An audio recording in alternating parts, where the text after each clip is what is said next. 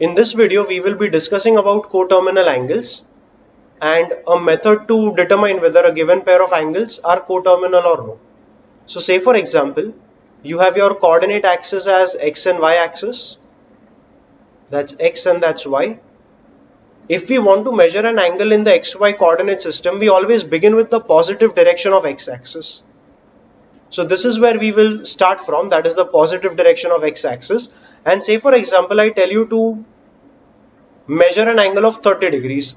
You will actually say that this is plus 30. Every time the angle is positive, you will trace it in an anti-clockwise direction. So positive angle would be traced in the anti-clockwise direction, and if the angle is negative, you will trace it in the clockwise direction. I just asked you to trace an angle of 30 degrees, and because it is plus 30, you will trace it in the anti-clockwise direction and end up reaching somewhere over here in the first quadrant. So this would be 30 degrees. Now what if I tell you to trace an angle of 390 degrees? You will see that 360 degrees would make you cover an entire rotation, but 390 is 360 plus 30, so an additional 30 degrees is going to make you reach again the same very line.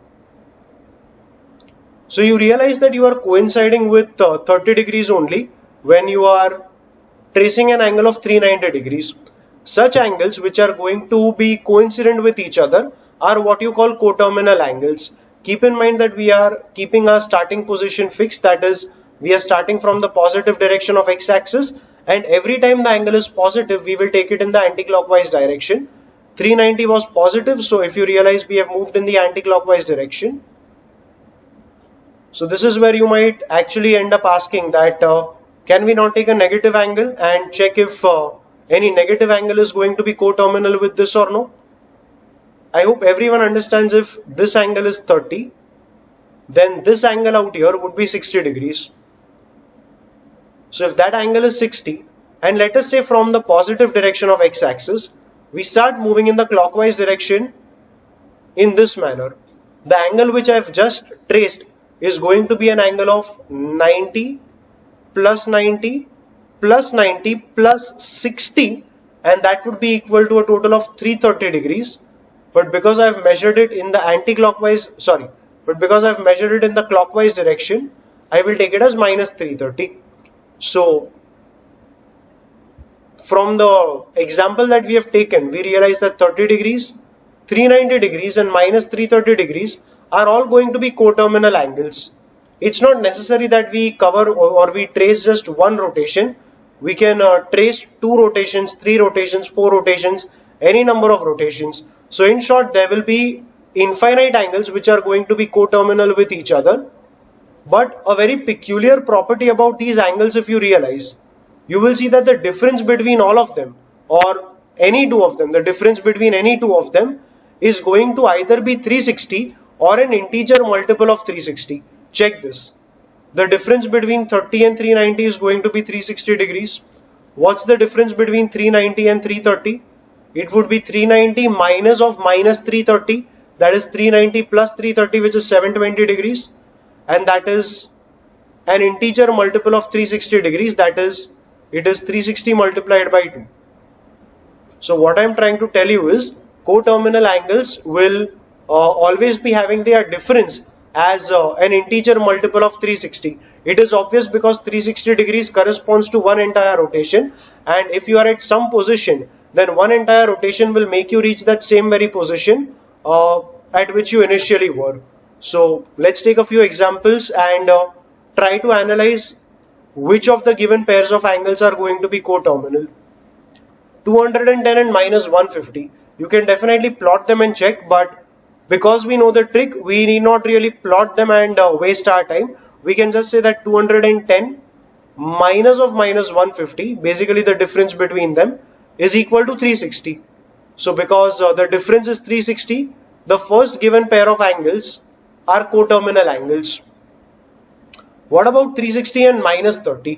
360 and minus 30, the difference will be 360 minus of minus 30, which is 390, and that is not equal to 360. Neither it is a multiple of 360, and that is why the given angles here are not coterminal.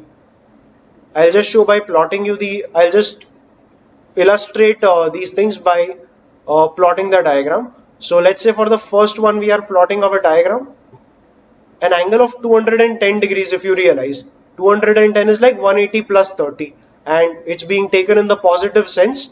So we will start from positive x and move in the anti-clockwise direction. This is 180 plus 30 will make you reach in the third quadrant. So this angle is 30 degrees and the entire angle is 210 degrees. What about 150? I mean minus 150. Minus 150 means you will start from the positive x-axis and go in the anti-clockwise sense. You need to realize this angle will be 60 degrees because the angle here was 30 and this angle is 90.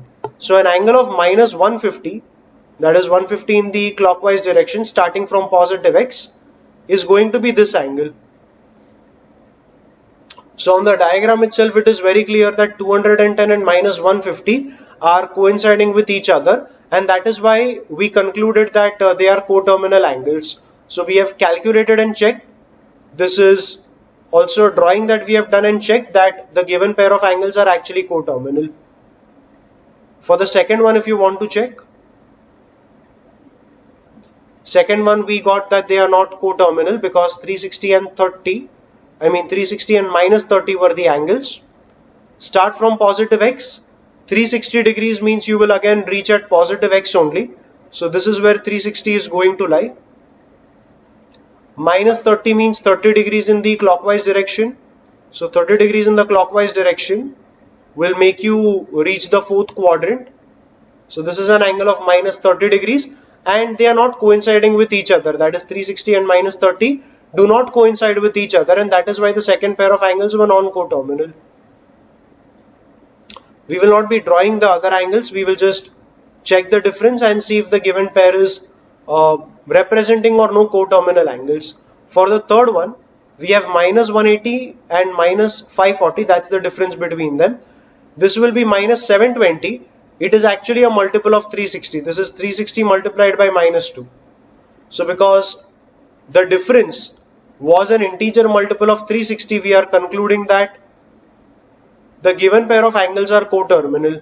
So minus 180 and 540 are going to be coterminal angles.